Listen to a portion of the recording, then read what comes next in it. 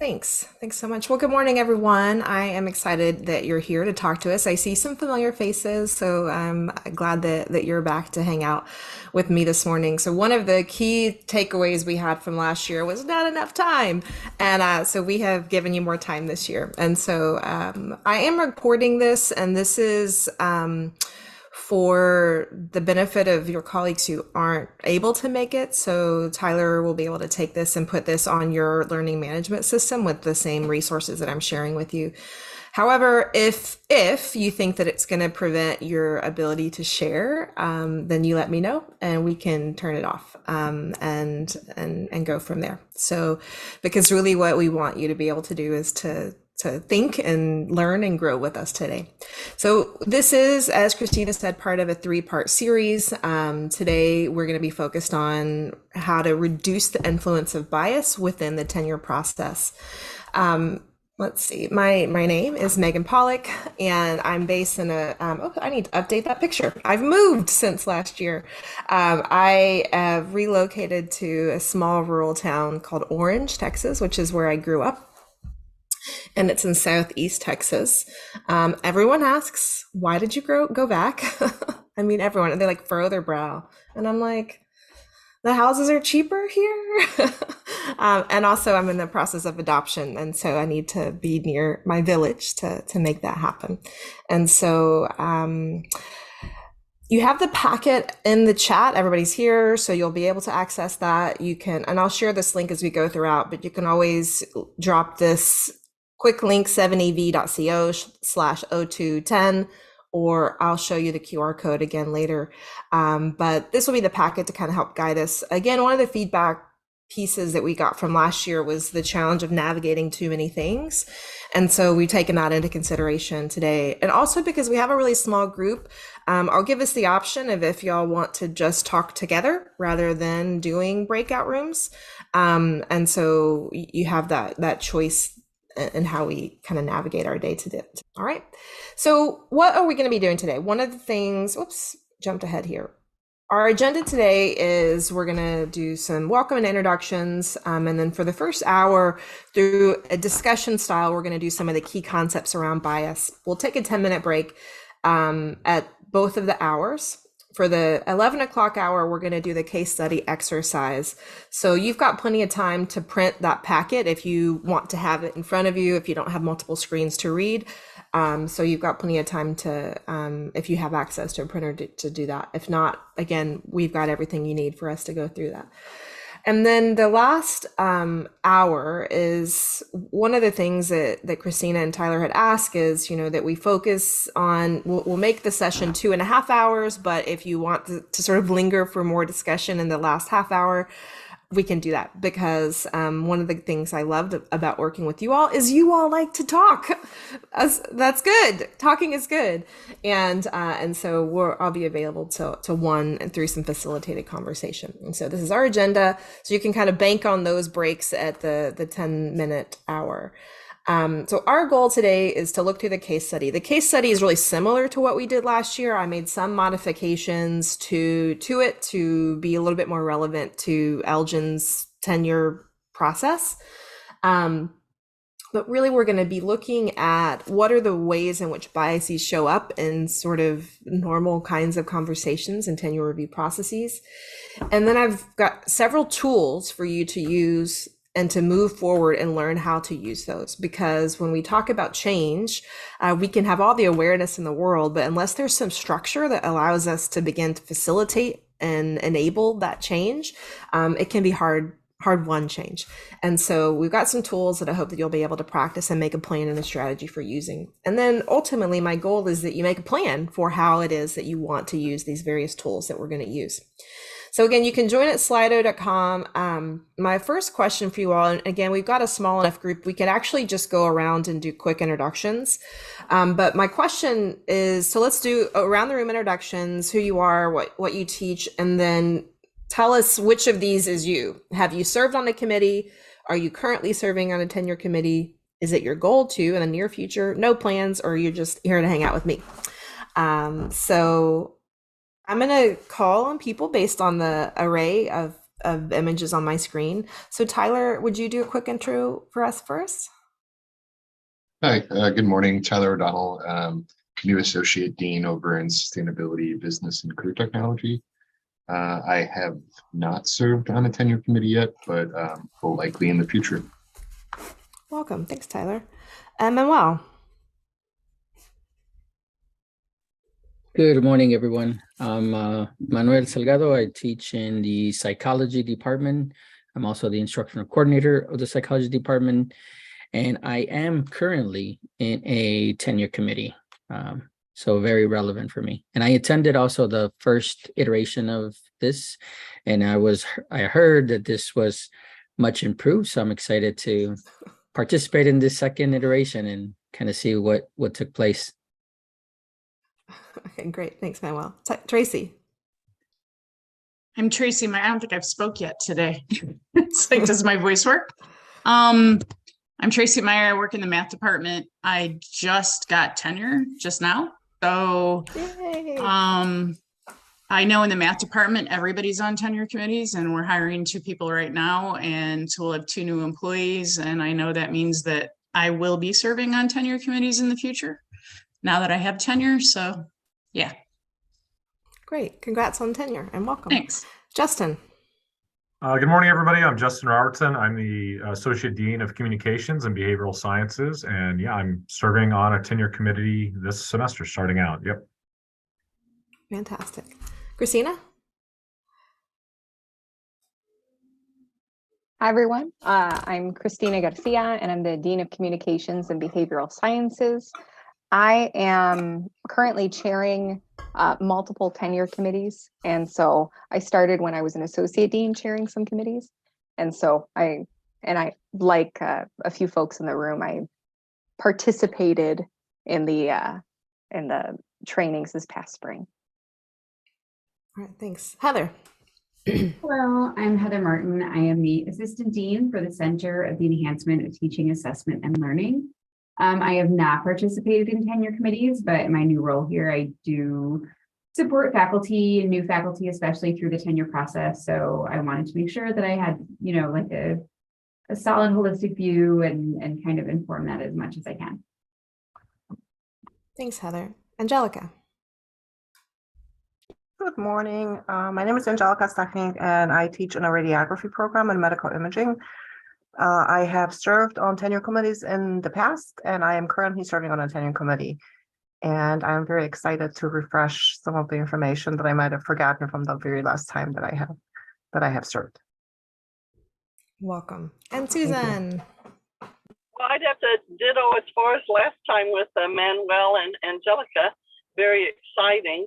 I'm a business professor, and I also teach in criminal justice. And so, not criminal justice. Why did I have criminal justice in my mind? Computer science. I mentor a person in criminal justice. So in any case, I'm excited to be here and refresh my memory and learn new things. And always exciting to see you, Megan.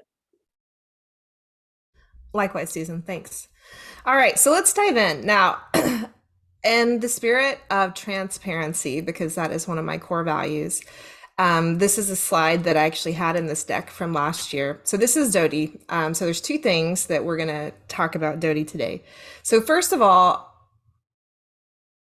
my dog is in organ failure right now. And I've been in the vet with her for the last 2 days, and she's on like doggy hospice in the next room, and my mom's sitting with her. So if anything changes in the matter of the next 3 hours, I'm going to say goodbye to all of you and we will reschedule. Okay. And so that's that. Now, let me tell you why she's actually in this slide deck. So Dodie is 15 and a half.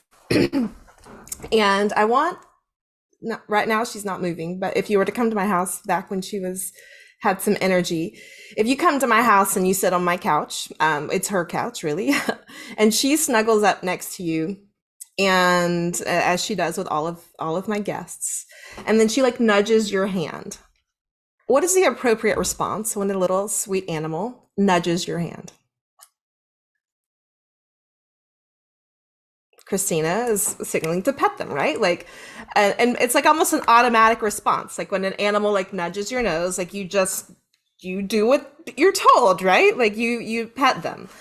And so what she's done in those kinds of moments is she altered the environment, right? So she gave you a signal and she gave you a cue, a very powerful one. And even though it was kind of subtle still, she signaled the desired behavior that she want, and in most cases, the behavior changed.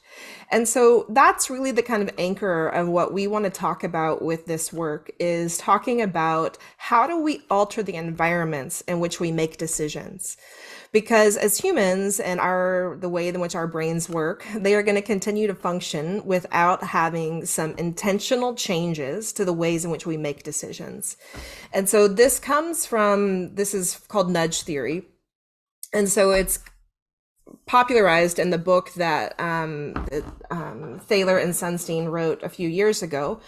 And then this book, this concept of nudging, it's the process of influencing behavior through really small changes in information or adaptations to an environment, right? So it's a way to influence choice without removing the agency to choose.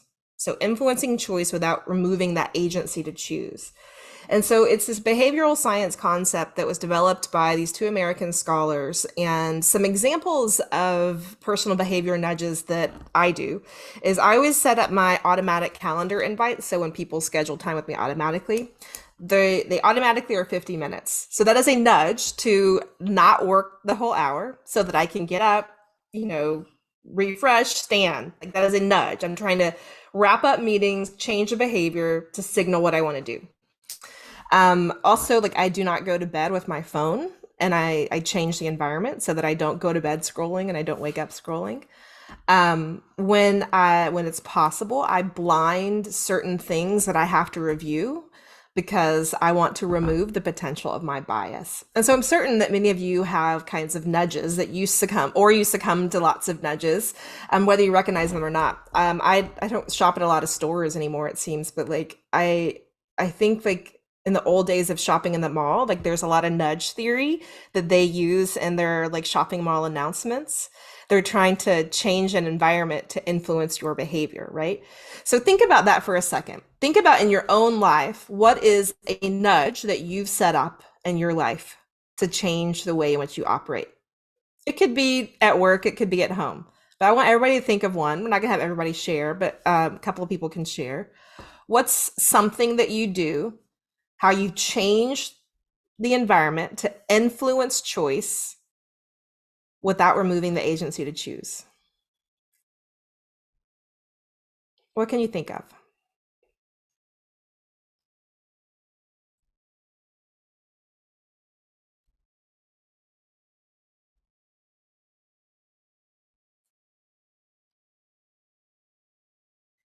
So Angelica, you go for a walk. So what is going for a walk doing for you? Oh, you're muted. It resets me. It allows me to center, go back to myself, to who I am. So it allows me to remember who I am outside of the roles that I play for work, as a parent. It brings me back to me. Good. I like that. Thanks for sharing. What else? So Manuel places a QR code for office hour access. So that's you're trying to influence choice without removing the agent to choose. So you're trying to make it easier for them? Okay. Absolutely. Yep. And how have you noticed a change in that? Not much, actually. Not yet, at least. I posted on my office door. So this is just in case those mostly online students, because I have 3 online classes. I figured some of these online students may want to visit me, and if they don't find me there, I wanted to make it easy for them to locate me. Yeah. But as we know, with office hours, not many students take advantage of that. Yeah, so I'm not in the academy like you all are, but one of the things I notice with clients that I work with, larger groups, is that sometimes there's a request for office hours, and I say, look, you have you have access to my calendar. You can always schedule time with me, right? So now I've removed barriers. Like it's easier to schedule time with me. So you can't say, oh, I wasn't available during your office hours, right? So another thing that I do is offer like unlimited kind of coaching. Nobody takes me up on unlimited coaching. But if I tell you that you only have 3 hours of coaching over the course of a 12-week program, sometimes people are like, oh, I need to hoard my 3 hours and I'm never going to do it. But if I tell you, you got unlimited, then now you don't feel inhibited. And so those are also ways that we kind of change the environment in which people can access. So another option you might consider with office hours. Okay, so Susan, you said you presented about nudge theory last year at ACTE. Nice, cool. So let's step forward in this concept. Now, today, the prompt is figuring out how and to what degree are we nudgeable. I've got 3 different kinds of tools that I'm going to introduce to you: the cognitive biases, the unbiasing method, and the session pledge. And so these are tools that I want to encourage you to think about. How do you bring these into your environment in which you make those decisions? And so again, if we want to change the way in which we operate, if we want to change the outcomes of the systems that we're in, we have to change the way in which we operate. We have to change those systems. And so one of the tools, these are tools in which allow us to create some shared vocabulary. So for Christina leading, her tenure review committees, for those of you who may be leading tenure review committees, or those of you who are just participating on them, these can be tools that you can bring to them and say, hey, let's look over this. The research tells us that we have brains and we do these things. So let's look at this and create a shared vocabulary so that when they come up in our time together, we can point to them and bring us back to the center. Again, changing the way in which we operate. How do we use these tools to nudge our behavior? All right, so I'm making some assumptions here in order for us to kind of make a leap into this content. And so the first is that you are a human, you have a brain. We all agree to that, yes. We're starting with a baseline assumption that you accept that the well-known brain science tells us that we all have prejudices and biases. So what I want to accomplish in this time that we have together is to not convince you that you have bias. The goal of this time is to convince you, how do we reduce the way that bias shows up? If you are interested in being convinced, I have lots of tools and resources I can share with you, and an online course that dives really deep into the neuroscience about how prejudice and bias happen in the brain and how they influence our decisions. And then finally, there's a big anchor here, is that I believe that all of you, or I am assuming that all of you are here because you care about creating equitable and inclusive environments where race and gender and any other identity don't work against success in the workplace. And so, do we all agree to these things? Cool. All right. A couple of other things to note here is that when we're talking about any kind of work around diversity, equity, and inclusion, bias, belonging, and justice, it's really important that we remember that people aren't broken and that we're not trying to fix people here. Even in this work of talking about bias, you aren't broken. What we want to do is to figure out, how do we focus on changing the systems and not people? And so what that means is how are we removing the barriers and adding supports? And so if we know that bias happens, how are we removing the ways in which those things happen? I like to think of it as, when you're driving and you're on the road and you sort of hit the rumble strips, right? We hit the rumble strips far more often than we hit guardrails, hopefully. But those rumble strips are a signal. They're a signal that says, hey, wake up, like reminder to get back into alignment with your values. How do we get back into paying attention to the things that really matter to us? And so those are supports. And so these tools that we're introducing are those kinds of nudges. They are the rumble strips to how we can operate. And so again, what we want to do and what you have the capacity to do in all of your leadership roles is to instead of trying to change the way people think, we want to change those environments in which people make decisions. And so no matter what your role is and how you participate on tenure review committees, or honestly, the content that we're talking about is really applicable to lots of different elements. We want to help people change those environments in which we make decisions. So we're trying to create those structural and institutional conditions that scaffold the decision-making process. And this is proven to be way more effective than just bias awareness alone. So when we look at the sort of ethos of this work, so much of the previous 2 decades of training around DEI has been anchored on just training people that, hey, you have bias. But it hasn't helped, right? So until we help equip people with something to do something differently, we're not going to be able to see those changes. So another key thing to think about before diving in deeply here is to remember that, thinking about your sphere of influence. So Stephen Covey popularized this in his work, the sphere of influence, the circle of influence.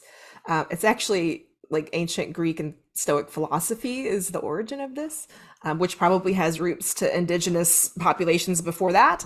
But really thinking about what is it that you can control, and then what is it that you can influence, and then recognizing those things that you care about but you can't control. Because there are lots of things that we can't control, and we could get stuck in those things, and then we make no progress. So we really want to focus and anchor on what is it that you can control and influence. And when you find yourself outside of that, reel yourself back in, so we can get some stuff done. All right, now I have a session pledge these are kind of like group norms, ground rules, and these are in your packet. And so I want to encourage you as we go throughout this, we'll dig into this a little deeper, but just as a reminder for us and how we're going to engage, I want to encourage you to do whatever you can to stay engaged. I don't know about you, but I have a tendency to have a really hard time as a participant in virtual learning. I get very distracted. And so I need to shut things down. So if that describes you, do whatever it takes to help you fully engage, because what we are able to accomplish today is a function of you. You are adding value to all of your colleagues here today. It also means that we want to actively and empathically listen and trust that other people are going to do the same for us. We also want to share the mic, so let's help invite in some of those quiet voices. It also means that I'm depending on you if we go into breakout rooms to help pull people in from the margins. Next is to support others, recognizing that all of us are on different places in our journey. And so we want to help meet people where they are and bring them along with us. We're going to ask for clarification when we don't understand. We also must, in this space, reject stereotypes, prejudice, and any kind of bias that focuses on unfiltered evidence. We also want to call each other in instead of calling each other out if there is something that's shared that is not in line with maybe what you think or believe. And so we want to invite people to think and reconsider rather than pushing them to the margins of our community that we're going to build today. And then finally, stretch and reflect. So all of us are accountable for our words and actions, and we all have an opportunity to take our collective identities and create an opportunity to learn together. So Susan has a comment in the chat. How can we nudge more people to talk about this? That's a great question.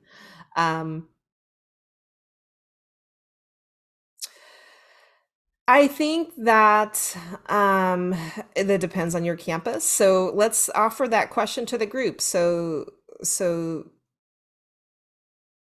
and maybe that's something that we'll put a pin in and come back to the end of this. So how can you invite more people to talk about this valuable training? That's certainly some degree of function of your community. So let's talk about bias. Now, there are neural networks in our brain that support the learning, the experience, and the expression of prejudice, as well as the storage, activation, and behavioral expression of stereotypes. So there's separate neural networks for each of these kinds of things that are happening in our brain.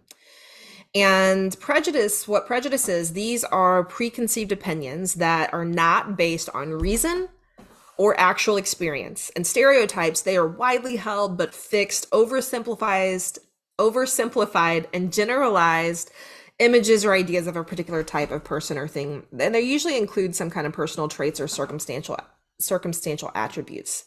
And so if all of this is happening in our brain, then we have to ask ourselves, what do we do? Well, what the research also tells us is that self-regulation So using self-regulation and cognitive control can reduce the expression of prejudice and stereotypes. But that requires a little bit of effort. It requires helping us to, again, change those environments. And so, again, we're talking about big bias here, and then we're going to dive in a little bit deeper to see how bias happens. But what these prejudice and stereotypes become, they become the biases that function in our brain, they function in our systems as well. And so bias is essentially the expression of prejudice and stereotypes. So bias, by definition, and all the key terms are in your packet as well. So if you want definitions for your own future use, and it's in the very beginning of the packet. So it is a prejudice that is in favor of or against one thing, a person, or a group, usually in a way that's considered to be unfair. And so implicit biases that we're going to talk about and prejudices are often so unrecognized, and they may not even align with our own declared values and beliefs. And prejudices, stereotypes, and consequently biases, they often operate in combination to influence our behavior. And that's really what we're trying to mitigate. We're trying to mitigate the ways in which these things that live in our brain change our behavior. And when we talk about bias, there are so many different dimensions of how this shows up. This is a not fully comprehensive list of all of the different potential intersections of identity. But you can have prejudice, bias, stereotypes among dimensions of race, gender, socioeconomic status, ability, disability, ethnicity, nationality, citizenship, your sexual orientation, your religion, faith, or lack thereof, physical attributes, whether you're tall, short, big, small, how you look, the traumas that you have lived through, your age and your language. So all of these things influence how we could potentially bias some other person. And again, this is certainly not comprehensive. And then how this shows up, there are two different kinds, explicit or implicit. Now, explicit, for the most part, is against the law when it comes to education. Does it still happen? Yes. But it still happens. So when someone holds an explicit bias, that is when you are using attitudes and stereotypes and they affect your decisions, your understanding your actions in a way that's conscious. Like, you are against a group, a person, a kind of thing, right? So you might say, I'm explicitly biased to chocolate ice cream over vanilla ice cream. Like, you could have a choice, right? So you're making a choice of one thing, but change it for ice cream for other identities, right? Now, implicit bias, this is really where a lot of what we're going to focus our time on. This is how it happens in a way that's unconscious. And so how the unconscious things happen is we think about the sort of single stories that get created. I love Chimamanda Adichie's TED Talk, one, for the power of creating a phrase, single stories, that is a really useful tool for having conversations with people. But single stories, these are things that get told over and over and over again. Like, people from Texas ride horses to go to work every day, right? Like, those are single stories that have been told over and over again. And then they become schemas. So, or that all Texans own guns, and which might actually be close to true. I'm just kidding. But there's schemas that say we tell the story over and over and over again, that becomes an assumption that it matches this kind of scheme. So it's describing that pattern of thought or behavior that organizes information. And so I have images here on the screen from, we start with sort of in the center, Dilbert character. He's the cartoon character that's sort of the archetype for engineering. That was perpetuated in even the Geek Squad, the people who work at, I think, Best Buy doing tech stuff, and even their uniforms. We see that archetype perpetuated in The Big Bang Theory, one of the most popular shows on CBS. And so these single stories, they create schemas such that I remember when I was working for Texas Instruments, and it was like, take your kids to work day. And I don't have any kids yet, but we had done this skit, and I was like the lead actress in the skit. We were demonstrating how the digital micro mirror device worked. And then this little girl, she's probably 10 or 11, comes up to me, and her dad's kind of behind her talking to one of my colleagues, and I worked with him. And she looks at me and she's like real concerned, and she like crosses her arms and she's like, so do you work in the cafeteria? And I was like, what? No, no, I don't work in the cafeteria. Like, you just saw me act out how the digital micro mirror device works. But then I realized we are in the cafeteria. So in her brain, she held schemas of what engineers look like and what cafeteria people look like. Her brain said, you look more like a cafeteria worker than my dad and all his friends. So this is how schemas work. So people could, Christina, can I pick on you just a little bit? Okay, so Christina is like, as far as I know, like one of the youngest deans I've ever met. And so you can tell me to stop at any moment, but she could have faced at any moment of like, she doesn't look like a dean because she's not old enough. She's not distinguished enough, right? This is something that we're facing in my professional organization is that for the last few years, I've run our distinguished lecture nominations for the Commission for Diversity, Equity, and Inclusion. And I pick people who I think are amazing, but they aren't old scholars. So this last year, they actually changed the name. They are no longer called distinguished lectures. They're called topical plenaries. And it's because Megan can't follow rules and put up old scholars. And so their intention was to make it more inclusive, but they've actually just said, nobody but old scholars can be distinguished, right? So like, they're saying you don't look distinguished. In fact, last year during the distinguished lecture that I hosted, and he's a Black colleague of mine, and we had a really fun, like, superstar intro. Somebody stood up and said, like, they told him he was not distinguished. Like, this is the most fun, like, non-distinguished lecture. Like, it was completely offensive, right? But in this guy's mind, and he's the one, by the way, that led the change of the name, he says, I have a picture of what distinguished looks like. This is my schema, and you don't fit it. So when we're talking about tenure, we hold schemas of like, this is what a tenured person's supposed to look like. This is what a dean's supposed to look like. This is what insert all the things. And then if they don't fit that, they can become these really powerful things and that change how we make decisions. So in Chimamanda's TED Talk, she says the single story creates stereotypes. And the problem with those stereotypes is not that they are untrue, it's that they are incomplete. They make one story become the only story. And so when we think back to this imagery, so my dad and my granddad are engineers and computer scientists, and they're white guys who, you know, my granddad probably still dresses like this, right? So it's not that it's untrue, it's just incomplete. For me as an engineer, I don't look like that. And so we have to figure out how do we expand those narratives. And so understanding how this works in our brain, we think about, well, how many of you are ever tired, stressed, or in a hurry? Add in hungry. Add in anything, right? So basically any cognitive load in which you are distracted or busy, that's when these single stories and schemas are more at play. And so when your brain is jammed, you have a cognitive load that says, I'm doing all these things, right? So I have a cognitive load right now that's like worried about my dog, right? So that limits my actual capacity to like access all the other brilliance in my brain to teach. And I'm sorry for that, but here we are. Right? So, and you all have life too. When life happens to you, it jams your brain. And when any kind of cognitive load is affecting you, it's reducing your capacity to have self-regulation and cognitive control.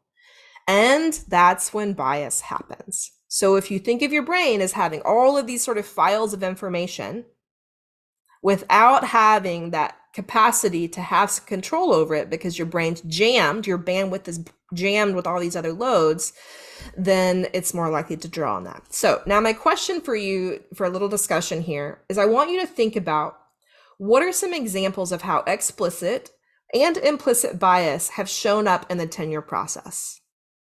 So think about some implicit or explicit biases. And so let's do open mic and share. What are some examples of how these have shown up? What have you seen? Or if you haven't done the tenure process, as some of you noticed, just talk about in the faculty experience. How does this show up in the faculty experience? Or if you're new to faculty, just life. That's fine too. Manuel?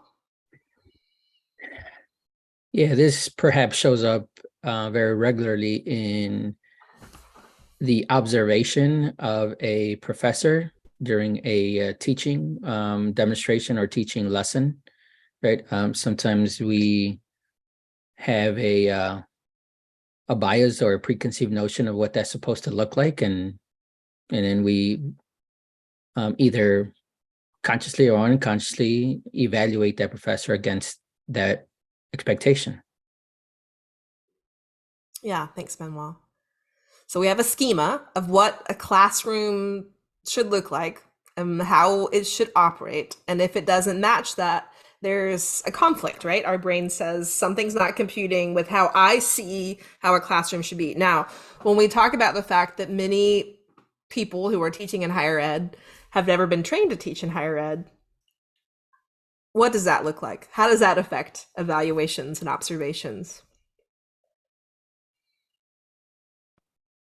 Heather. Well, I think most of the people in higher ed, either doing the teaching or the observing, obviously have spent a considerable amount of time as students. And so like that kind of perspective of someone who potentially thrives in an academic setting and likes being taught a certain way, like learning a certain way, seeing a certain environment in a classroom, can definitely kind of taint that observation experience for sure. Mm-hmm. Yeah. Especially for students who, don't necessarily thrive in like a traditional academic setting. Yeah, thanks, Heather. So Susan added in the chat, someone told me outside of a meeting that younger people are better with technology, thus in their mind excluding older applicants.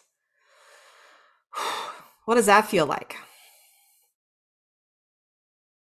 What does that feel like? I think Susan told me she had to be in and out for different things, so she may not be at a place where she can unmute, but yeah, so lots of assumptions, right? That there's a schema that older people are not as good at technology, right? And there's a schema that hand a baby an iPad and they'll tell you they'll fix it for you, right? Like it's a schema that we hold.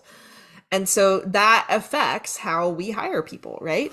It affects how we judge people. Okay, so those are good examples. Now, if you've got more, we can come back and share them. But now we want to look at how do these biases show up in our institutions and comparing interpersonal versus institutional. Now, I love this framework of the 4 I's of oppression. And I can't take credit for the 4 I's. The citation for that is in your packet. But I have put it together in this model. And so this graphic, it shows how systems, oh, I see your hand, Memo, just one second. Did you have another one you wanted to share before we go on? I just wanted to share an example of schemas to support Great. What you've been saying that I sometimes share. So just let me know when I can share. Go ahead. Yeah, let's do that before we go on. So yeah, it happens at a very, even at the conversational level when we're discussing something or trying to listen to someone. And so I always give an example in my class. I'll share a very short story, and then I'll ask you a question right after that short story, right? So if I tell you that the other day I got picked up from the airport by a friend of mine, I put my luggage in the back seat, and we drove about 20 minutes to my destination. When I arrived at my destination, there were family and friends waiting for me. Okay, that's the story. Now, in your mind, right, and those of you that were listening, what type of vehicle did we drive in? What type of vehicle showed up in your mind? Right? Because was it a semi-truck? Was it a pickup truck? Was it an SUV? Was it a sedan? That's your schema of the vehicle that drove us. I didn't tell you that. I also can ask you, what gender is my friend? If you in your picture, you drew a male, right? That's your schema of a friend for me, right? I also didn't tell you where my destination was, but perhaps you pictured a home and not a high-rise building or apartment, for instance.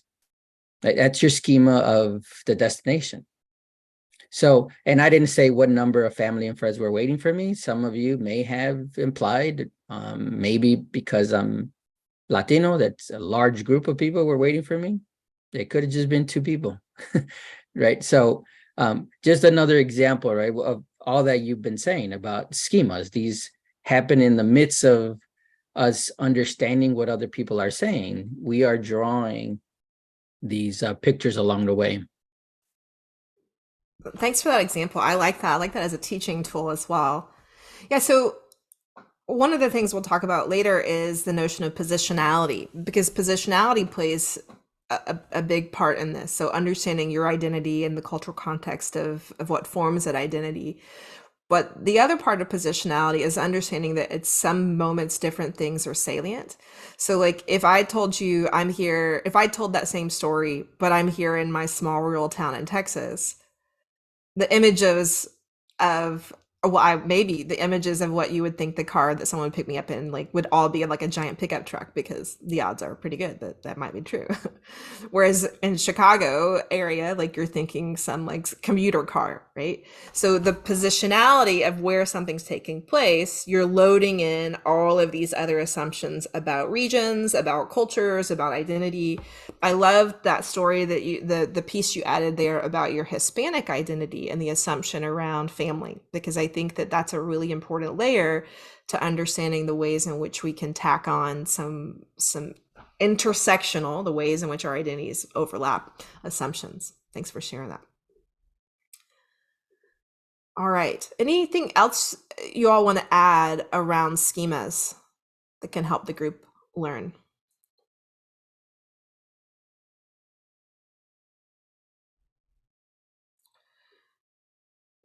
All right, so I'm going to introduce this and then we're going to take our promised 10-minute break, and then we'll come back and talk about the differences of interpersonal and individual and how they show up.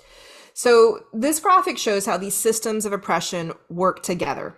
They are systems of oppression and they're systems of advantage. So they may work for me or they may work against me.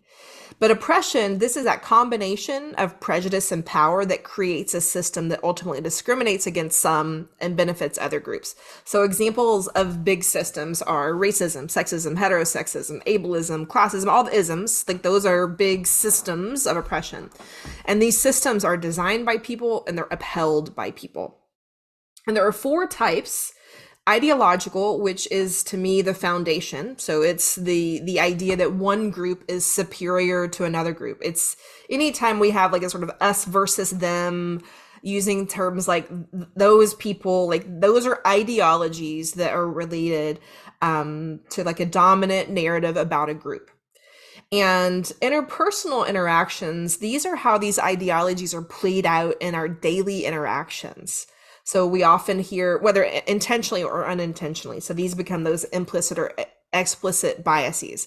We often think about them as like micro messages, microaggressions. Those are interpersonal kinds of interactions. And so some examples of this are like education laws, media, public policies that begin to sort of affect how we interact with each other. No, that's not right. Those are institutionalized. Sorry, I got my brain mixed up there. So interpersonal, these are what's happening in the classroom or what's happening on the tenure committees or the kinds of specific feedback that students leave for teachers. So the actual policy of student reviews, that's an institutionalized policy, but the kinds of information that people share, those become interpersonal. So institutional oppression, this creates this system of invisible barriers that limits people based on their membership in certain social identity groups. So those barriers are only invisible to those who are seemingly unaffected by it. And so institutional oppression, this occurs when established laws, customs, and practices systematically reflect and produce those inequities based on one's membership in some kind of targeted group. So these are those laws and customs and practices. And then internalized, and then we'll go to break as promised. It's important to know that oppression always comes from the outside, but by the time all of that outside work is done, it becomes internalized, and so we don't even have to have that external oppression anymore because it's already ingrained in how our brain functions. So you could have internalized feelings of self-hate or believing negative messages or powerlessness or despair. And so when we come back from our 10-minute break, we're going to talk about some examples of institutional versus interpersonal biases and how they show up in the tenure process. Okay, and then we'll dive into the case study. Okay, see you back in 10 minutes.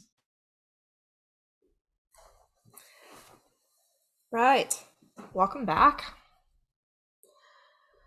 Okay, so just before we broke, I introduced the 4I framework and thinking about the ways in which all of these external oppressions can become internalized.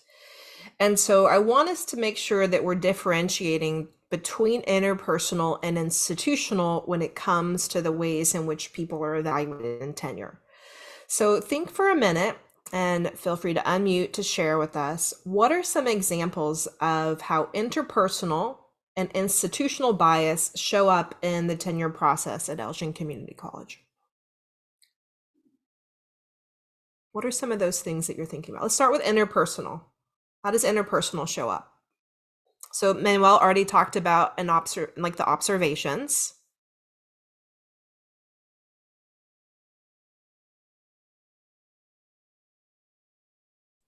A specific example that was provided by somebody else. This was not something that was shared with me, but someone on another tenure committee was saying that the person that was during the tenure committee discussion, they discussed the clothing that the professor was wearing as a factor to evaluate their performance. That's in the updated case study, clothing. So yeah, so whether someone deems something professional or not. It could be clothing, it could be hair, it could be all kinds of things. What else? So Tyler adds in the chat, you didn't look like the rest of the department. So research suggests that homophily breeds trust. Am I saying that right? Homophily breeds trust and likability. Yeah. What else?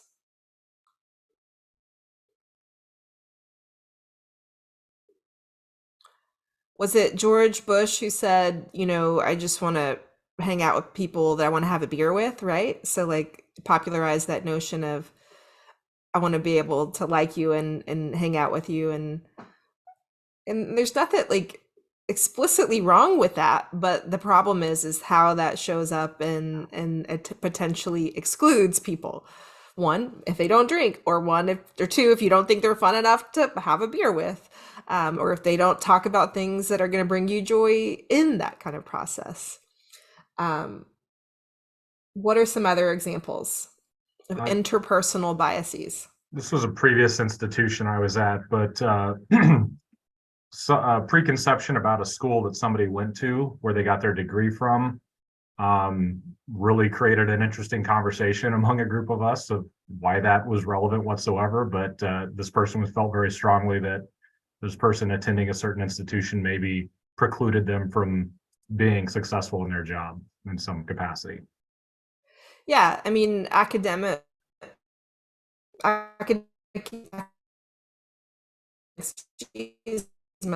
working elitism of your sort of pedigree in which you've earned degrees, whether that is like if you went to University of Phoenix or if you went to one of these sort of online I find myself doing it, unfortunately, right? And it's a problem. We're gatekeeping when we have those kinds of languages, which is one of the later workshops.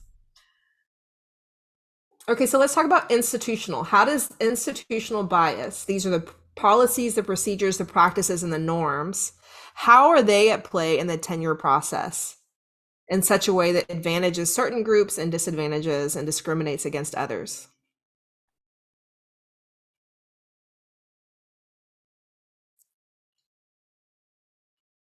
So last year, one of the things that came up quite a bit was the notion of that people who are coming to teach. Angelica, it may have been you unmuted, so go ahead and Oh, sorry, that was an accident. I didn't mean to unmute myself. Okay. That's okay. Well, I was thinking you said this last year, but people who come to teach from industry, so they have no sort of social capital understanding of the tenure review process, it becomes an institutional bias. It disadvantages them because they haven't been in a system that they implicitly know and understand that process. I was thinking that was you who said that last year, but it could have been someone else. But so, like, I've read through your document. Oh, go ahead, Christina. No, I think that this is along a similar vein, but that the structure of tenure itself, like the actual process that we go through, it's one. It's even it. I don't know. For me, because when we speak to it, it reflects and benefits folks who know how to navigate it. And I remember reading the study where I'm like, we have the structure laid out, but we don't have support embedded within it, which suggests that it's our responsibility to offer that support and create that, but that leads to a lot of inconsistency. So then it benefits folks who have the most knowledge going into the experience for how to navigate it. And I was thinking of, like, there were some numbers, this is from pre-COVID numbers, but around one of the best predictors of becoming a tenure track faculty member was if your parents, one or more of your parents, were tenure track faculty members. And that was the case then. Now, obviously, it might have been region specific, but I remember hearing that, and then how many folks I know who do have parents who are faculty members. I say there's that navigational knowledge that not everyone has access to, and so when I just think about structurally, institutions may reflect that bias by just having a system where support isn't guaranteed, and you really just are beholden to the steps that are marked out. So let's talk about that. So if the supports aren't guaranteed, so it's going to privilege those people who, one, know the system, and two, already can navigate the system the best, which typically means, if we go back to the sort of systems view, there are people who are most likely aligned with the ideologies of the dominant group, right? So my background and expertise is in engineering. Most engineering faculty are men, right? Most of them are, not people of color. And so, like, if some of my friends who are working through the tenure process, some of my colleagues who lead understanding about the experiences of Black engineers, right? They are having to navigate an entirely different system than I would, even as women in the same field, because they're facing ideologies. Well, specifically, let's talk about Purdue. So that's where I went to grad school. It's not too far from you all. When we look at the experiences of the Black students and then Black professors at Purdue versus the white students and white professors there, they're completely different experiences because of the ideologies inherent to that region, the values of who belongs there. Tyler, you're going to have to tell me how to pronounce this word, homophily. I believe that's correct. Okay, all right. So I would always just say homogenous, but homophily is good. So sort of the homogenous community would create this notion of, like, who belongs there and not having the resources that they need. And so this is inherent to the bigger system, right? So if we do root cause analyses of why is one population of faculty not receiving tenure, if we step back to all of the sort of systems and things that put into place to understand their success there, at Purdue, we can look at to understand the experiences of Black students and Black faculty at Purdue. And some of them have said things as basic as, like, I have to go to Chicago to get my hair done, right? So y'all are actually near Chicago, but simple things that if you live in a system that I could go anywhere and find somebody that can cut my hair, we take that for granted. But for my friends, they're like, no, we have to, every weekend, we have to go to Chicago because there's no one here in town that has that skill. Then we ask ourselves, well, how is it that, these students, these faculty aren't plugging in? They're not staying around to come to the community picnics that we have. So these are all systems, right? It's all part of a system and availability. And so we have to, as inclusive leaders, be really thoughtful to those kinds of things in environments. What else might be true? All right, so again, moving forward, if we want to lead some change, we have to unravel this prejudice, stereotypes, and bias in our brain by expanding our schemas and practicing self-regulation. And so one of the tools that we're going to be talking about today is this cognitive biases and errors. So in the early 1970s, Amos Tversky and Daniel Kahneman, they introduced this term cognitive bias. And it describes people's systematic but flawed patterns of responses to judgments and decision problems. And so even though Tversky died in the late 90s, Kahneman won the 2002 Nobel Prize in economics for the work the two men did together. And then he summarized it in this 2011 bestseller, Thinking Fast and Slow. And he writes in the book, we would all like to have a warning bell that rings loudly whenever we're about to make a serious error, but no such bell is available. And so that's just a reminder of like, we have to create these bells. We have to create these rumble strips. We have to create these structures that remind us when we're about to make a serious error in our judgment. And so when you look at the Wikipedia, they list 185. We are not going to learn all 185 today, but we are going to focus on 8. And those 8 really kind of boil down to a lot. I think a lot of the 185 have a lot of similarities, but we're going to focus on these 8. So I'm going to go over them and then we're going to do the case study together.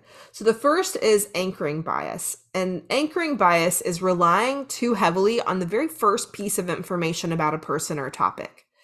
So I think about anchoring bias a lot for me as a professional in my field. I think sometimes some of my professors, they anchor their view of me as a leader based on who I was as a student, right? So they have sort of not, in their mind, I haven't grown up. I'm still who I was, 12, 13 years ago, right? That's that first bit of information. Availability bias, that is distortion of of the ways in which we're basing our decisions on the most immediate information that readily comes to mind. So if I am asked to, evaluate a person and I say, they didn't email me the last 3 times I've emailed them, they must be insert assumptions, right? That's the most relevant information, but we may not have the whole story. We may not know what was going on in their lives, but we can make some serious judgments based on whatever that most recent data is.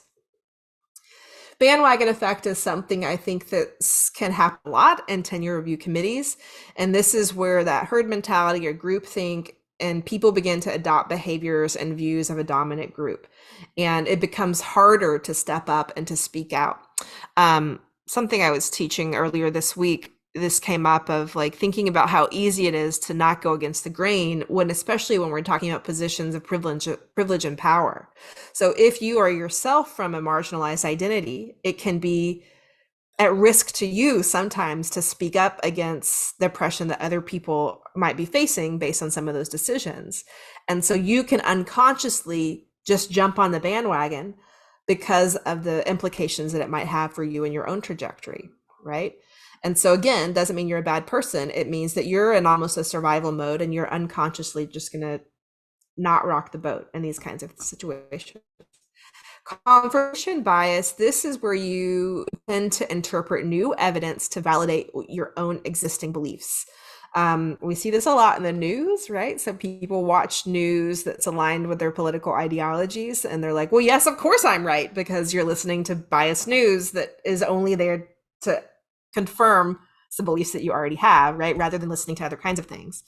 So if we interpret evidence based on what we already believe, rather than having like a fresh filter of who they are and who they might be, that could be confirmation bias. Fundamental attribution error. This is where we tend to assume that someone's actions are because of their character rather than their circumstances. So this happens a lot for people from marginalized and traditionally excluded identities because they're, from identities that are rife with stereotypes. And so if we make an assumption that somebody doesn't do something because people like them are lazy, right? That us versus them, rather than saying like, we have no idea that they were going through a huge health scare, right? So like it's attributing it to their character rather than their circumstances. That's a fundamental attribution error. And then horns and halos. Whoops. Horns and halos, this is a bias that is because of that person's other traits. So this can be good or bad, right? So I love it when I have clients call me and they say, Megan, you can do all these things. I think you could do this other thing that we need, right? That's a halo effect. There's an assumption that if I can do these things great, I can do this great. I like those kinds of biases. Whereas horns, that effect is when we think, well, that person just always is messing up, and so they're probably going to mess this up too. Or they're not going to be able to fit in because they haven't fit in yet. Then the last two, stereotyped bias, this is probably the one that we would be most accustomed to. This is the idea of just applying stereotypes, right? So we're generalizing particular type of person or thing. And then the flip of that is the similarity bias. So this is where people tend to connect with others who share similar experiences, interests, and backgrounds. Like I want to have a beer with these kinds of people. So that's like Tyler said in the chat, the homophily. It breeds that trust and likability. So with these in your back pocket, we're going to do the case study now. And so the case study, let's see, where is that slide?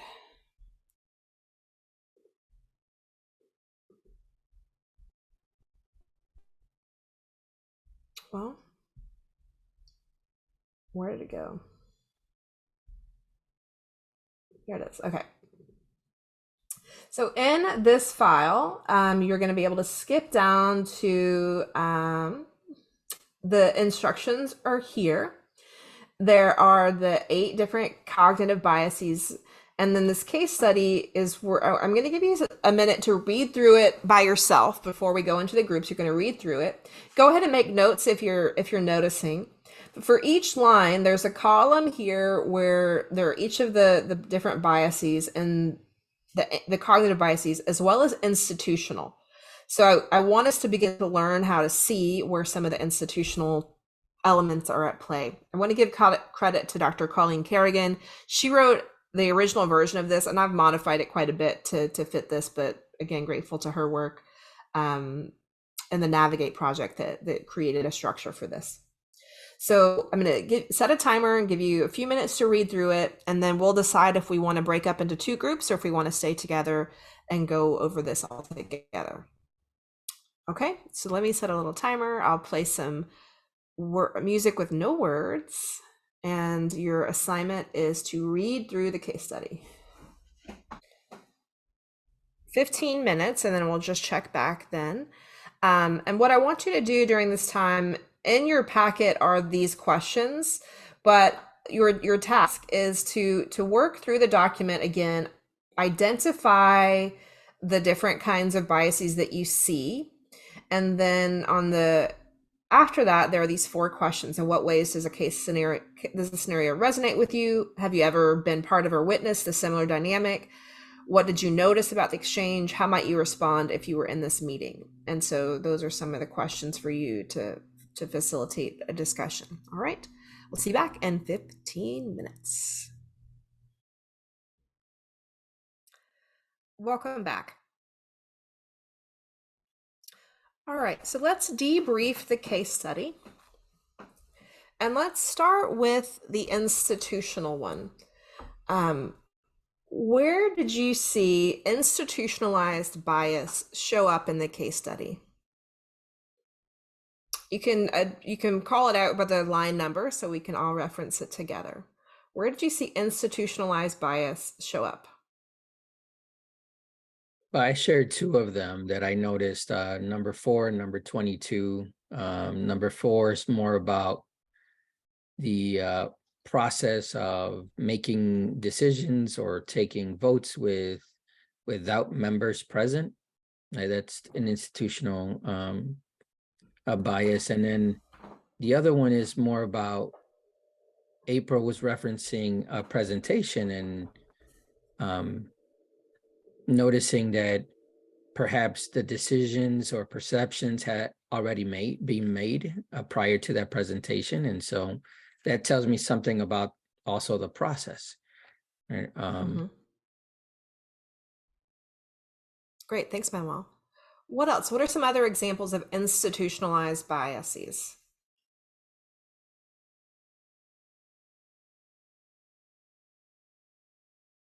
There was the comment made about how she only got intro classes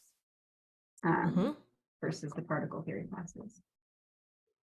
Line 17, yeah. So that's an institutionalized practice of who has access to teach which classes. What else? So another way to think about it is how has the system worked against Karen's experience? How has the system worked against her experience?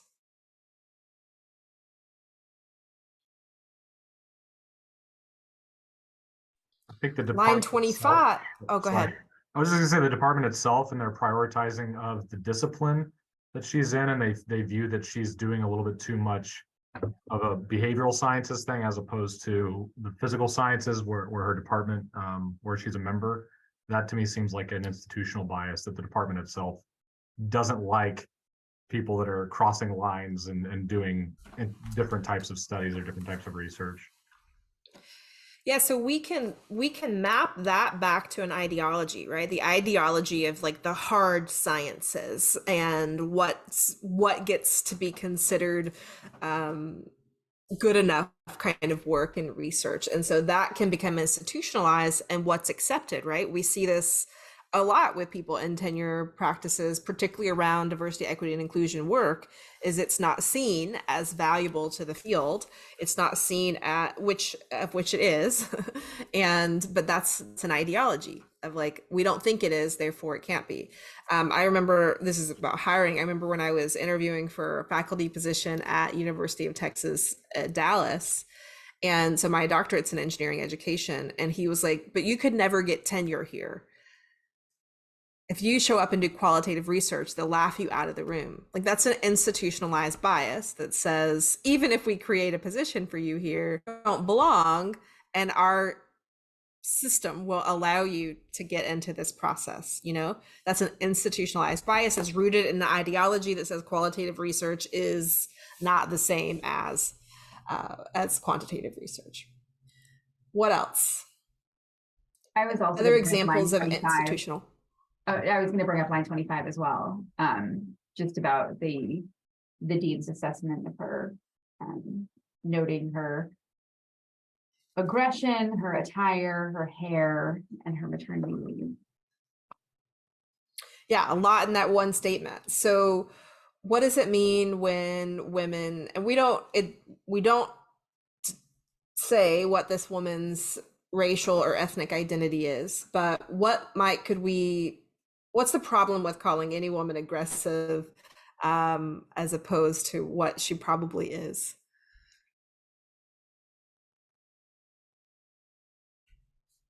Come on, ladies. Assertive.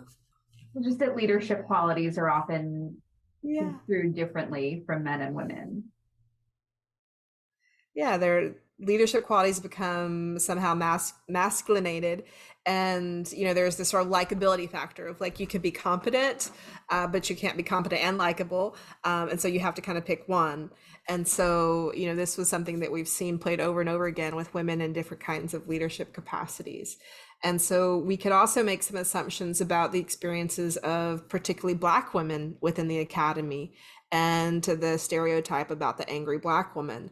And so that, again, is a deep, unfortunate stereotype that's tied to women of that identity. And they have to sort of tiptoe in many cases and not be their authentic selves because there's that schema that says Black women are these things. And so there's a very, very dangerous and impactful assessment that people can make on someone. Writing about her attire being too feminine, Manuel said that had happened earlier. Hair not being professional. So this could certainly, we've had to pass federal laws that allow particularly Black women to have their hair in whatever way that they want, called the Crown Act. And so that is institutionalizing, policies that allow us to not say things like that. Not again a tenure process, but when I was working as an engineer, I had a woman who was much older than I was told me that I needed to cut my hair, that I would never be seen as professional as a woman with long hair, that I would only be ever seen as a sex icon. And I found that deeply problematic, right? But like, because that's again tied to some schema that she held, and whether she was trying to be helpful or not, for all womankind, was not going to cut my hair to suit that ideology, right? Because I get to decide what's professional for me. And so we have to think about the ways in which we are pushing anything, and it's in quotes here, professional. For anything that we sort of deem as professional can be institutionalized in our policies, our practices, and norms. And so often when we think about who decided what's professional, always ask that question. Is when you find yourself saying, that's not professional, ask yourself, who decided that? And do a little quick root cause analysis and figure out if it really matters. Any other institutionalized elements that you see here?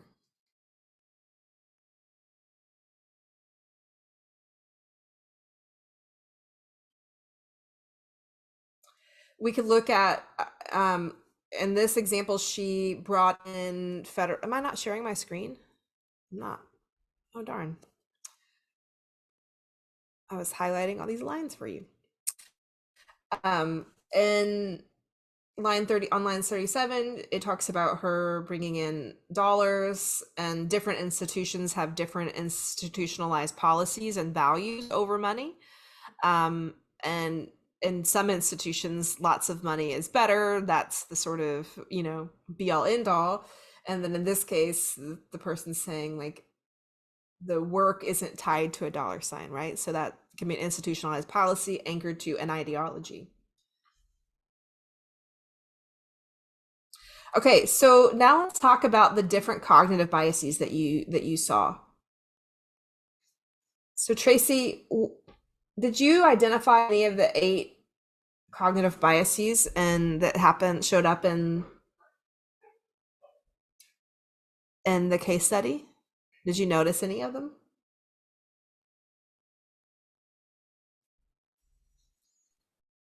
I did. It's going to take me a minute to figure out which one I want to go to, because I was trying to manage. I have a laptop. My ink went out, so I'm trying to manage the list and then flip back and forth to the different types and learn them. It's okay. So it's okay. I'll answer that question in a minute. Okay. All right. Thanks, Tracy. Somebody else have something they'd like to highlight that stood out to them? One of the different 8 cognitive biases. Tyler, did you notice one that stood out to you? Yeah, the availability bias, when Peter's discussing the fact that they had 3 children and didn't take any time off.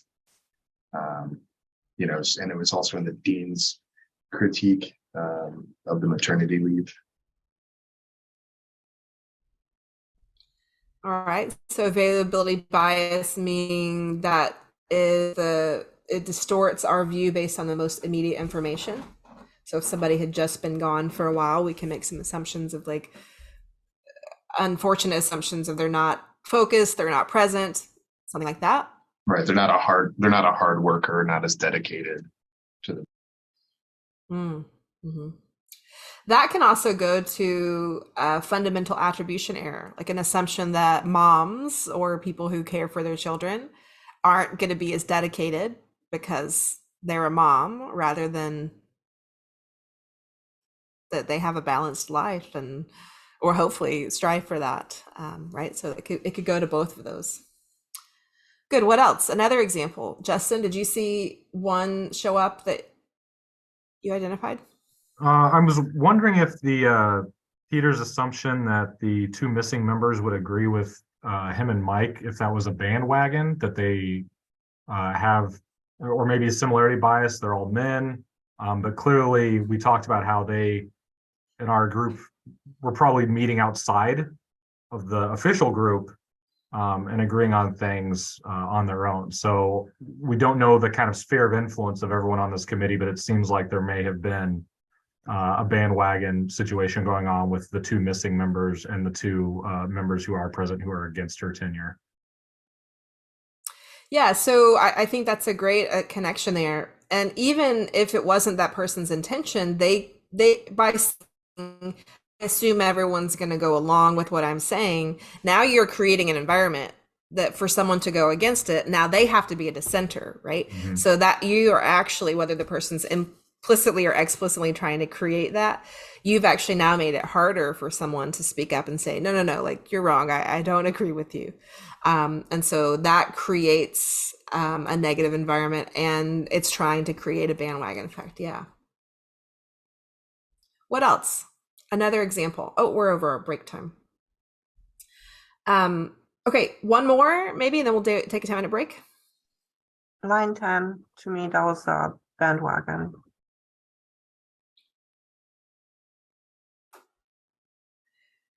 As popular here is, I'm going to promote a colleague to full professorship. It's going to be someone, you said line 10, whose work is more relevant in our field. Yeah, so that could also be a variety of different ones, right? So it could be a similarity, like they're going to do work that's as important as mine. It could also be, any kind of, it could be a stereotyped bias that holds against them. Like people who do that kind of work aren't as important as people who do our kind of work. So lots of those can come at play in multiple of these lines.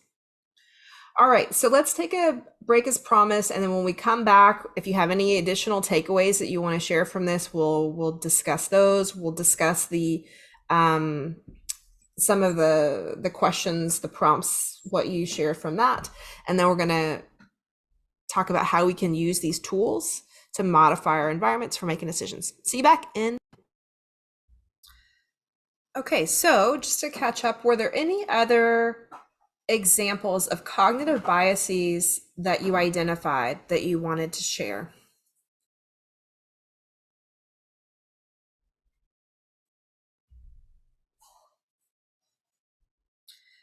Any other examples of cognitive biases that you want to share?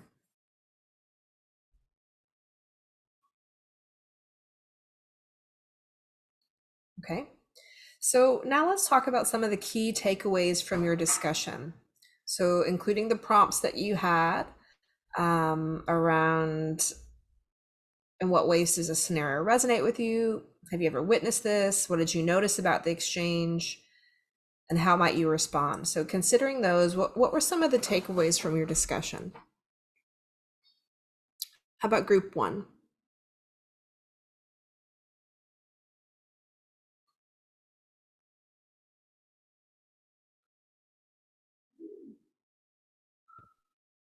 I think almost everyone in the group had been involved in, like it reminded everyone in the group of a conversation they had had at some point. So it didn't seem really outside the scope of what was, what occurs.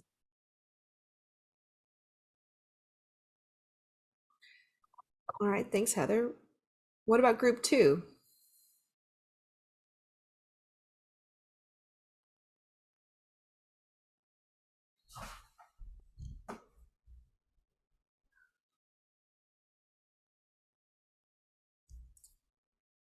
All right, well, let's move on to applying some of this. Oh, Justin, were you going to add something? Dan, yeah, I will. Sorry, I was just gonna I was looking at everyone else's microphones, and I of course, I blinked. Yeah, I brought it up earlier, but like just the way the alliances kind of form within the groups and how those dynamics then have to play out, where you've got basically kind of two teams against each other, and how that really does muddy the decision making, because you don't know exactly what's going to convince somebody or motivate somebody to divert from the group that they've aligned themselves with in terms of the process. So that's something that I've experienced on a lot of things. We talk about hiring committees, but tenure committees, any sort of committee at all, that plays out fairly regularly. Yeah, thanks for sharing that, Justin. All right, so let's move forward to some application here. So the research tells us that there are some really specific organizational dysfunctions that exacerbate cognitive errors. And so the first is overloading and rushing. So when does this ever happen in your in your work? We're always perfectly timed agenda. We're never overloaded or rushed. Or no coaching and no practice. I think this is particularly relevant to a tenure process. So, when we think about people who may not have all of that background of the process, they have never done it before. So there's no practice to having known how to operate in those things. And if you have people on a committee who aren't coaching you, they aren't facilitating your growth in that. Next is not creating ground rules. So ground rules are going to be like how you as a committee or as a team decide to operate. So this team, if the institutional policies aren't in place already that say, hey, you can't have a meeting without that you're voting in and have two people absent. If there's not a policy in place, you as a committee can say, we won't do this, right? You can create your own ground rules for how you want to operate, and you can set those in the beginning. Next is the absence of reminders and monitoring. I don't know about you, but my brain only has so much capacity for managing my to-do list. And I have lots of software that helps sort of trigger those things. And so if we are trusting our brains to help remind people about the process, then we're setting everyone up to fail, right? If there isn't a system that allows us to monitor the progress of that can be when these cognitive errors come about as well. When we aren't holding people accountable for the mistakes that they make around these cognitive biases, this is an error. And then finally, any kind of effort in which you aren't debriefing. So if you're on a committee, if you're leading a committee of any kind of sort, it can be part of your ground rules that you have a debrief. What worked, what didn't? How do we work well today? How do we show up and reflect our values? How do we best support this person that we want to be able to get tenure, because we aren't gatekeeping their success, right? And so you can create some structures to begin to ask some of those questions. And again, so our goal in changing how we function is making sure that we're changing the system that don't allow these kinds of organizational dysfunctions to happen, so that our cognitive errors are exacerbated. And so some of the nudges, and again, I've got tools that take these out of bulleted lists, but the research tells us one is slowing down, making sure that we're keeping a process that we aren't going to be loaded, having our brain make those fast decisions. It's pulling from the fastest information. How are we setting up nudges for self-evaluation, self-regulation, and self-correction? In what ways are we coaching and reminding ourselves of cognitive biases? And so with that one in particular, my hope is that you'll be able to take the tool that I've created and it becomes part of how you operate. And you say, hey, today we are here for the benefit of discussing this person's future. We're going to remind ourselves that our brains function in these ways. Here are these kinds of key vocabulary, so that when Megan says something, Heather can be like, Megan, I think you've got some like horns and halo effect here, right? So it gives us the vocabulary to pin that. And then I can, in my self-awareness, be like, oh my God, you're right. I think this could be a play. And so that's the goal, that we're creating shared language and a self-awareness to begin to recognize these things. Okay, so let's look at the strategies and tools. So in your packet are 3 different tools. The cognitive biases are the ones that you've already looked at. Again, my hope is that you'd be able to take this and you can print it, make it a poster, whatever you want to do, put it in your packets, so that you're reminding yourself of this vocabulary before you dive in. And then the unbiasing method is what we're going to talk about next. And it takes that research of the organizational dysfunctions and crosses it with the research around these cognitive errors to help us reduce and mitigate the ways in which those show up. And then the session pledge, this is just something that you can apply in a meeting. And both the unbiasing method and the session pledge on my website, I have slides for these. So like if you just want to, at the beginning of a meeting, download the Google Slides, walk through exactly what I'm going to walk you through, you'll have those available as well. So my prompts to you before we dive into this is I want you to be thinking about how can I use these tools to change the environment? Change the environment when you make decisions without changing agency, right? Without reducing someone's choice. So let's look at the unbiasing nudges. So I've created 4 R's, trying to create an alliteration that helps us think of these easier. And so the first thing that we want to do are to reduce distractions and reduce constraints. And so in what ways can we, if distractions increase the likelihood of drawing on implicit biases and they reduce our capacity to self-regulate, we need to reduce them, right? When overloaded or rushed, we are less likely to employ bias-reducing systems and strategies. So our number one goal as a team should be like, how do we reduce distractions and reduce the constraints to our time? Number 2 is to reflect. And there's two parts here, positionality and evidence. So for positionality, what that means is we need to make a plan to minimize how our social identity affects our interactions, our decisions, and our interpretations. And so I've got a packet that you can download. I'm actually in the process of turning the packet into a book. So if you download the packet from my website, when I finish the book, I'll send you a free copy, a digital copy. But because this is the number one downloaded tool on my website from the last year. So like everybody's thinking about positionality. But it's a 26-page tool that helps you understand different intersections of identity, and it's an exercise that scaffolds you to thinking about your positionality. And positionality as educators is really important. It actually kind of gets its origin in qualitative research, because as a qualitative research, you can't do your research without showing up as yourself. So for me, my dissertation studied the experiences of girls in high school engineering.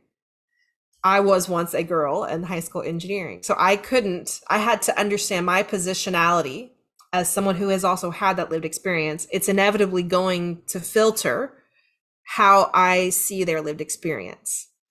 And so it's the same thing for us as educators, as leaders, as policymakers. Our lived experiences, our identity, it's going to filter and influence how we are moving through the world. And so I encourage you to do this exercise. I've had many people use it in their classes with their students. If you do, I'd love your feedback on that as well. So make a plan to think about and reflect on our social identities. Culturally, it's useful as a team for you to come to a place of being able to talk about positionality. So if I say something that is steeped in my lived experience as a white person, and somebody on the committee catches it, it would be helpful to say, like, Megan, I think that it's possible that your lived experience and a dominant identity is not allowing you to see the full picture here, right? And then I would be able to say, like, oh my gosh, thank you, right? Now, not everyone's going to be as kind in response to that, right? But that's the goal. The goal is to be able to help point to people's positionality and guide them to see the ways in which it's affecting their decisions. Next is evidence, reflecting on evidence. So we want to review all available evidence before meetings. So that reduces our potential of getting stuck in like the availability bias, or thinking about the anchoring bias, what we knew first, what we knew last. So if we look at all the available evidence before the meetings, and we can write down our evaluations focusing on the facts and not assumptions. So that reminds us of all of the data points that are available to us. Okay, the third R is remind. So we want to remind ourselves of these biases. So you can cue the committee to the common cognitive biases and errors in judgment and decision making. So you're just reminding us, like, hey, this is how our brains work. These things happen. They affect how we make decisions. So that you can then call back to those throughout your conversation, and then remind yourself of the rules. So review the ground rules for the process with inclusive meeting protocols, and establish some accountability measures. So if you create these rules for operation, what are the accountability measures? How are you going to help each other align to those things? What's the strategy for bringing you back to those rules? Because the more and more that you shift to a normative way of operating, the further you get from your agreed ways of operating, right? Okay, so those are your 4 R's, and you can download digital, or you have a digital copy, but I have more resources on my website, and I'll follow up with a link to those. So let's talk for a second here, or just reflect for a second. How might you be able to use that set of 4 R's as a tool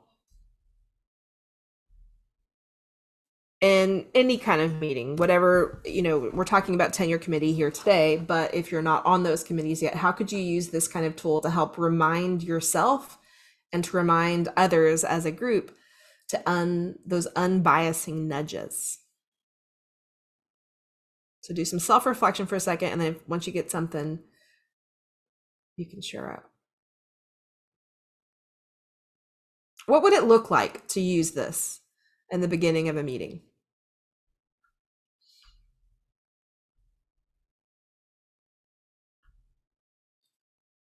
So Christina, what if you said, hey team, let's try this unbiasing nudges tool? What would that look like? Yeah, that's part of where I'm even just like visualizing the agenda, where I'm like, all right, this is where, because we do have certain elements that we do review before we go, and it's but it isn't this part. And I just see, I do definitely see the benefit of doing that. I think it'll give folks language from which to pull from.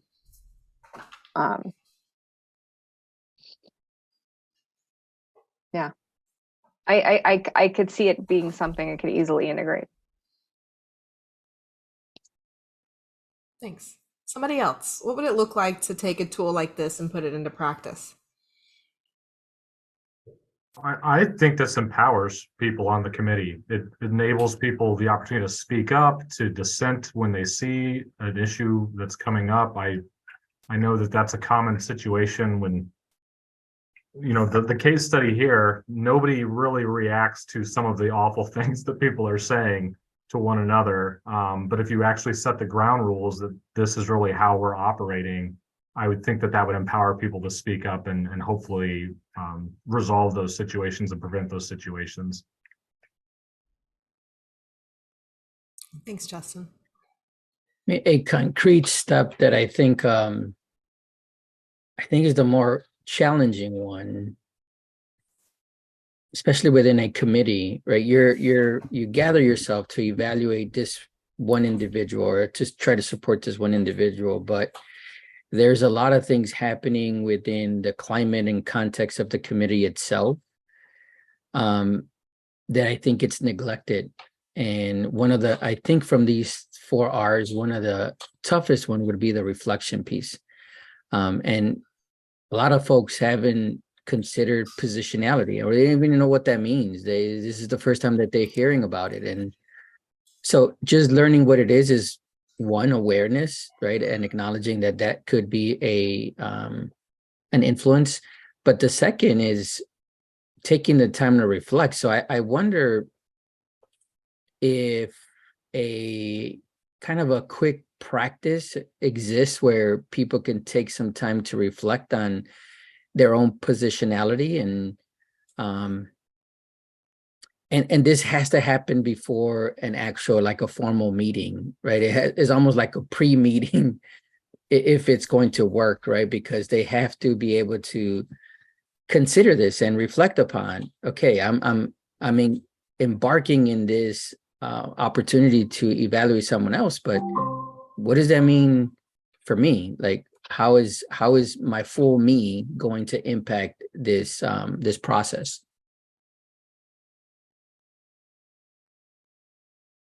Thanks, Manuel. Yeah, I mean, reflection is really key to this. I think it's, as you say, a lot of people don't know what positionality is. Positionality often in this climate, admittedly, I often teach positionality when I'm trying to teach intersectionality, because that word has become so just trapped in the zeitgeist that if I just say it, it triggers a whole bunch of other things. So I can teach positionality and also teach intersectionality. And so for those of you who also struggle with that, that could be a tool for you to kind of have entry to that. It hasn't been entered into the zeitgeist with all of the sort of uninformed assumptions about what it is. And reflection, I think, is always good, just in the same way that we use reflective practice in teaching. Hey, take a moment to think and reflect. What if we did that on our committees? Like we did think, pair, shares in a committee meeting, so that gives people space to process their own information before just jumping in to whatever the group is talking about.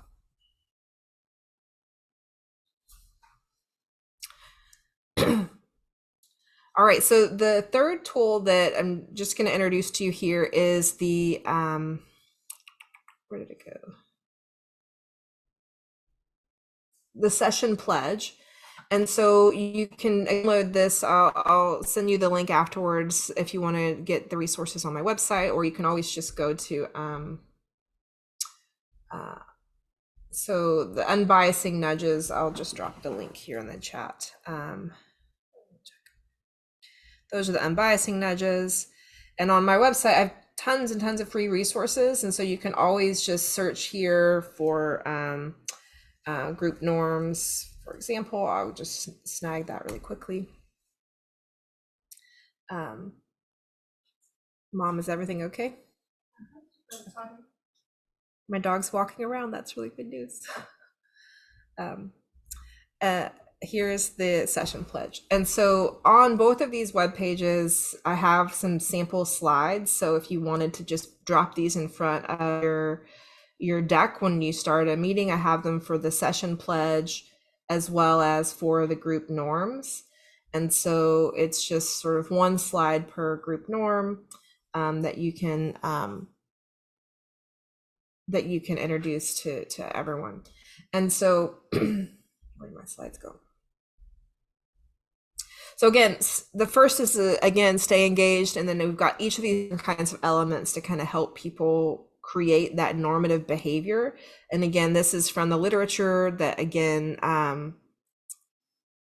that is again from the same literature around cognitive errors. Bravo to Tina. She used the session pledge during our tenure committee meeting. I love that. That's really great. Okay, cool. So now,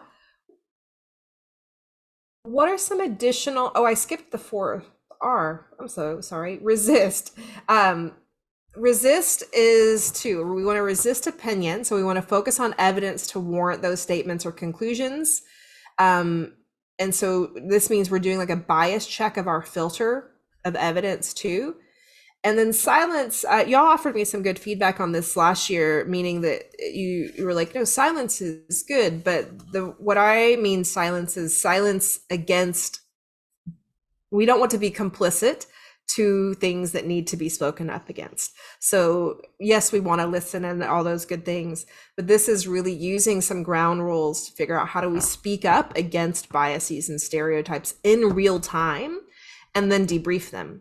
So we want to make sure that we're resisting just kind of going with things. And I love the quote by Janetta Sagan, silence in the face of injustice is complicity with the oppressor. And so this is something that is, most people just say silence is complicity, but usually this runs in my head when I feeling like I don't want to speak up. I just say this to myself and say, well, I don't want to be complicit with the oppressor, so I need to speak up, right? So that helps me resist silence. Okay, so now we're gonna, I wanna do some application here. And so that page number, I have 17 and 15 there. Both of those might be wrong, but we are actually gonna do this page. So what is this page? 14. So we're gonna do page 14. And I want us to do some reflection and thinking about how can we, I'm so sorry, something's wrong here. Oh, it is this page, application of tools. So how might the case study scenario have played out differently if the committee members were aware of and openly discussed cognitive biases?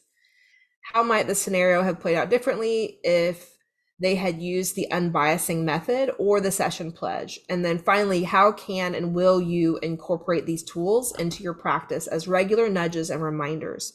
So I'm going to put us back into breakout rooms. I'm going to shuffle them up a little bit and put you into, I think we've got group set of 2, 2, and 3. And so this is really about application. So you can you're on page 13. And then on page 14 is just like an end of the day application. So you can kind of do both. So again, the key takeaways is what would have been different if this committee might have started and opened with some frameworks, and then how can and will you incorporate these tools? So I'll update the page number here in a second, but we're turning to your packets. All right. Hey, y'all, my brain is not firing on all its cylinders, and I realize we're out of time. And so thanks for Tina for reminding of that. So I can stay till 1. I plan to do that, to chat with you all, to do some action planning. But what I do want is to make sure that before you leave today, if you need to leave, that you just take a little bit of time to really think about how can you commit to using the resources that we've provided. And how can you create some structural and institutional conditions that scaffold decision-making processes? So again, if we can't always change the way people think, which we know is true, how do we change the environment in which people make decisions? And that's what I want to really empower and challenge you to think about is that how can we create those structural and institutional conditions that scaffold the decision-making processes in ways that reduce the bias that's inherent in how we function. And so if you've got to drop off today, in the back of your packet is a link to do an evaluation. So if you're out of time, you can go here later. If you want to go there directly, it's engineerinclusion.com/links. And that is, you can do an evaluation if you want a certificate. I'm a little behind on those, but you can do that. If you want to join my mailing list, you can do that as well. But I do just want to make sure you have time to do that.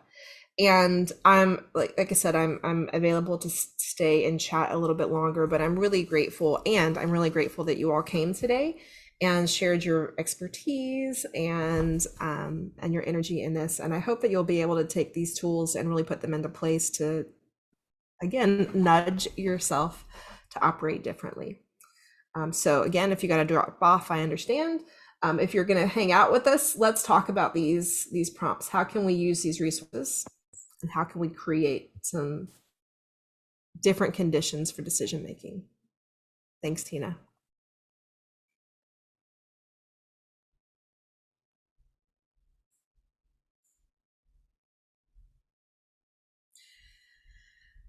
If y'all want to hang around, I can send you back to talk in smaller groups. Thanks, Justin. I'm still wondering about that.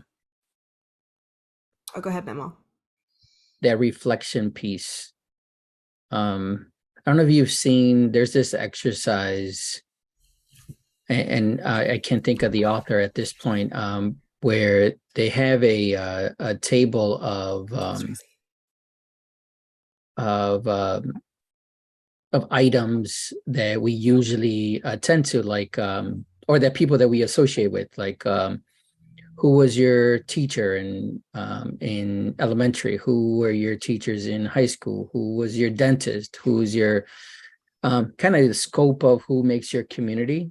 And then on the side, it asks you to think about the demographics of those people that you were thinking about. So race and gender and sexual orientation, perhaps. And it gives sort of a window or a lens of your automatic, perhaps, community, right, or schema for a community. And I wonder if that could be a quick reflection exercise that I was talking about. It's like to think about positionality, or at least to begin thinking about positionality. But I don't know. I'm just playing around with it. Like this before. I was wondering if I've even done this with you in that coaching program. We we did something before where you have people list the top 10 people who are in their network, and then you just make a table of like, so list the names and then have a column for race, gender, socioeconomic status, Yep. Republican, Democrat. You Right. can come up with those different kinds of things, and then you sort of assess and say, well, Manuel is this, Angelica is this, and then you see, oh wow, everyone around me looks just like me, or everyone around me is very different, and see how that kind of affects. So that is one way to talk about identity.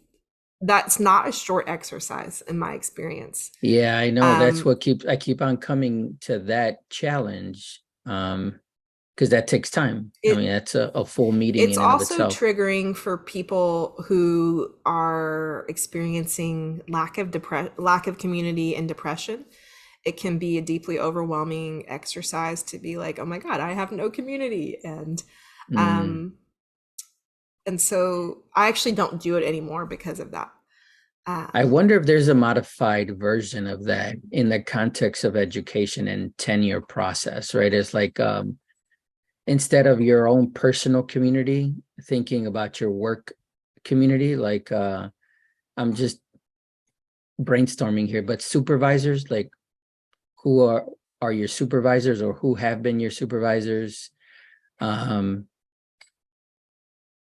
who have been the students that you served, thinking along those lines maybe could be a different take on both of that those same things are not exercise. things you have control over necessarily. I mean, what I think you're trying to get people to do is to say, who am I in this space and how is it affecting how I show up? Right? That's the goal. Right. So for some people who've never interrogated any understanding of their identity, generally these are people from dominant groups because they've not had to, because they've never experienced difference. It can be a bigger leap. I think there is all professional learning on that, right? Of understanding your own identity. But I do think that you could create, or I could create and share with you, like some really key prompts. There are some prompts that I use that are part of the stewarding exercise in the next unit, around like, how did I show up today? Did I show up in a way that reflects my values? Did I show up in a way that elevated other people? And so you might be able to, hi, baby. She's so sorry. Here, let's show you to my friends. This is Dodie. She's been on fluids for 3 days now. She's walking good, Mama. Okay. I'll be in there in just a minute, okay? I'm so sorry. That's not very professional, is it? No, that's well, that's her spot. That's where she usually sits when I'm meeting. Okay. I'm better to get to work. Oh, she came to work. Every morning I usually say, let's go to work, and she comes and sits right where she just came to. It makes me feel really good. What was I saying? Oh, the stewarding prompts. I think the stewarding prompts from the next unit could actually be kind of part of that. Particularly for people, if you have that are working around you that haven't done enough of that work to really understand their identity. Because in truth, understanding positionality, it takes work, right? Because you really need to begin to understand systems of advantage and disadvantage, understand your entire lived experience. And it's not a one and done thing. It's a journey of awareness and reflection and all these things. well, thank you. Mama, maybe you and I need to have a conversation and let's co-create something. Let's create something. We've worked together long enough that it's time we do it together. Absolutely. Sounds good. All right. Well, thank you. And thank you for showing up, Megan, in spite of the challenge that you're facing with your dog. So Thanks. you. See you. Well, Mom, come say hi. My mom made it possible because she sat with Dodie Hi, Mom. Thanks. Thank you. Oh, they're saying thank you, but they're in my ears. So she made it possible. I've been sitting at the ICU the last 3 days, but I said I'm not, or 2 days. I said I'm not coming back this morning. We just brought the bag home. So, yes, I almost said cancel, but Mom said that she'd help. So, Well, and I hope that everything was fine. I'm going to talk to Christina. I wasn't at my best today, and so I'll try to figure out some way to make up for that. But not at all. So not in my experience. So thank you. All right, thanks. Yeah, I thought it was great. Thank you so much, Megan. You're welcome. You're welcome. Glad that you made it. And it sounds like you're new to Elgin, so. Yes, I am. Yeah. Yeah. You mentioning the network, the community or whatever. I was thinking I would be one of those people that I would really be, it would put me in a funk to have to think about what my network is right now, because I abandoned my old network for the most part to come here. It is. Yeah, so like I actually experienced that when someone led that, and I was like, because you can't talk people out of that, because they're like, oh my God, I don't have 10 people on my list, and you can't see it. So it's one of the hard parts of doing this work. So yeah, appreciate it. Well, good luck building community. Thank you. Really appreciate this. Yeah, I'm running a tenure committee, and we're meeting for the first time next week. So this is all incredibly helpful for me for setting the tone and making sure that we operate really effectively and support of the candidate as much as possible. So thank you so much. I'm so glad. We'll reach out if you have any questions. Absolutely. Thanks again. Thanks. Megan, you were great. You were absolutely amazing. You always are very knowledgeable and wise and you're always great. So don't even beat yourself up for a second that you weren't. Oh, thank you. I appreciate that. It's so good to see you. Yeah, good to see you too. Thank you. Good to see you. See you next time. All right, we'll see you in a few weeks. All right, bye. I'm done.